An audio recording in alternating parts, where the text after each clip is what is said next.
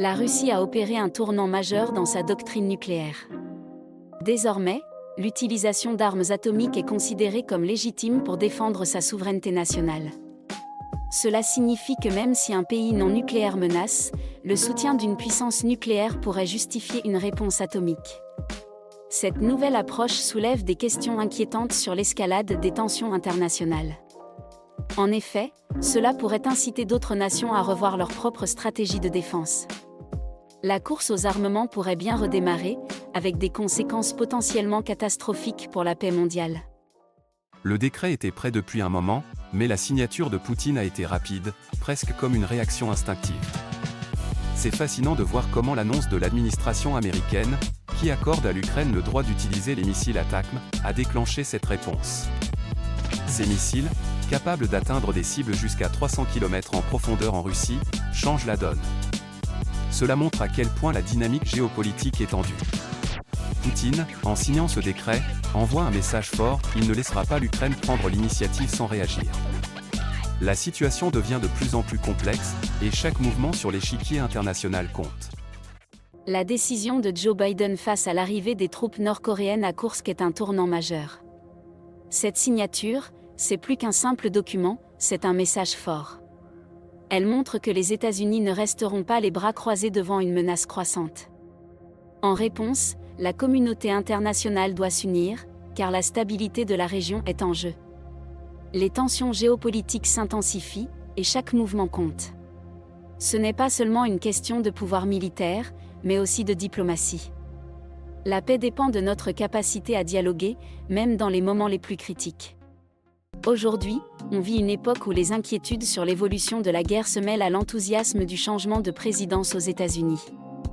D'un côté, les conflits géopolitiques s'intensifient, avec des tensions en Europe de l'Est et des menaces cybernétiques qui pèsent sur nos sociétés. De l'autre, l'élection d'un nouveau président américain pourrait redéfinir les alliances et les stratégies militaires. Les promesses de dialogue et de coopération sont là, mais la réalité est complexe. Comment naviguer entre l'espoir d'un avenir pacifique et la peur d'un conflit imminent ? C'est un équilibre délicat qui nous concerne tous. Il est fascinant de voir comment, après plus de 1000 jours de conflit, les vérités cachées émergent enfin. Chaque témoignage, chaque récit, met en lumière les ambiguïtés qui ont longtemps été ignorées. Les non-dits, ces silences pesants, révèlent des blessures profondes et des histoires inachevées. On découvre des alliances inattendues, des trahisons sournoises, et des espoirs brisés. Ce conflit, qui semblait si simple au départ, se révèle être un véritable labyrinthe d'émotions et de motivations.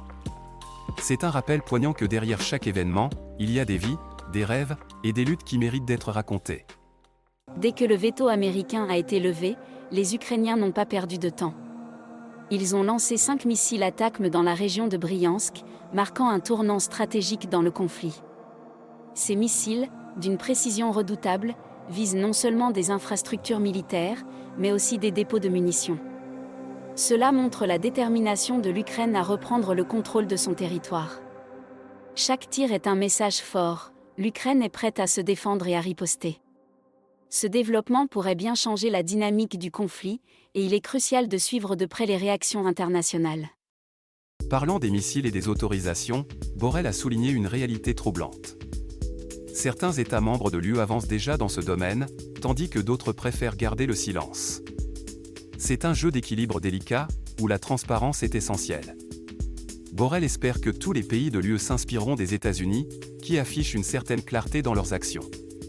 La question se pose, jusqu'où sommes-nous prêts à aller pour garantir notre sécurité collective ?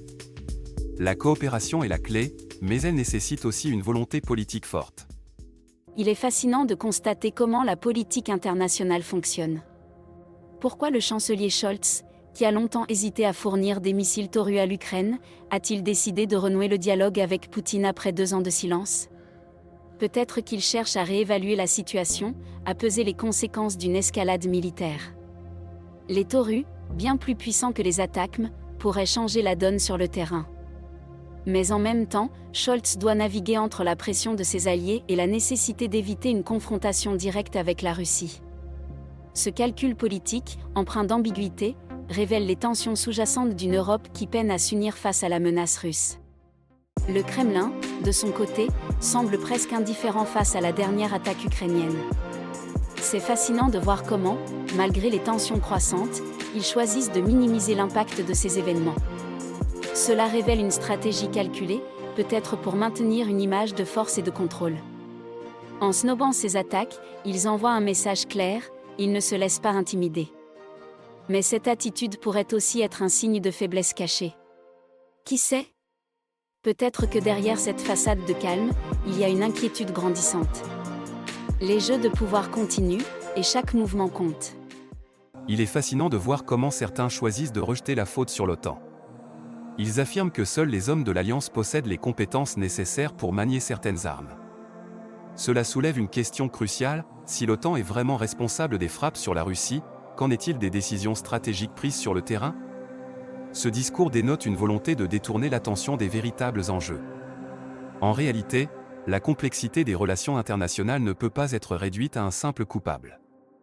C'est un jeu d'échecs où chaque mouvement a des conséquences, et blâmer l'OTAN ne fait que masquer les véritables dynamiques en jeu.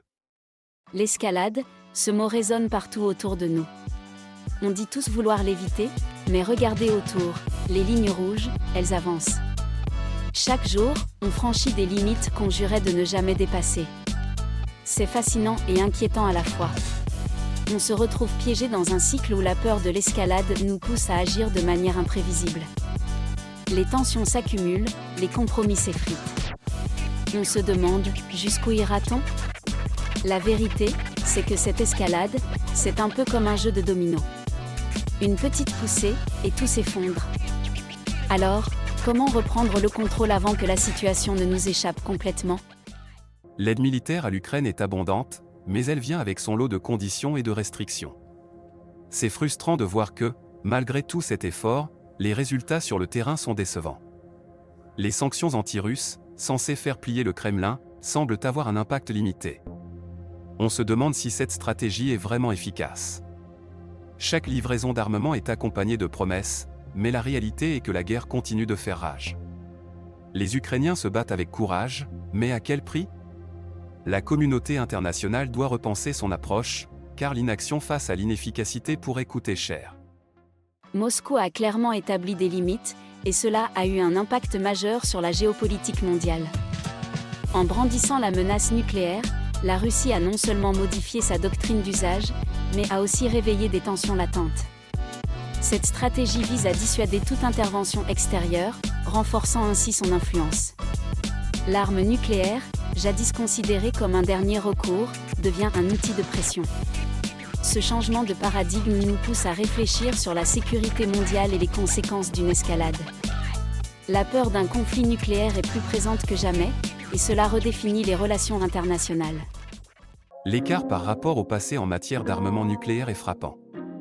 Autrefois, l'utilisation de la bombe atomique était strictement limitée à des situations de légitime défense, face à une attaque nucléaire ou à des menaces de destruction massive.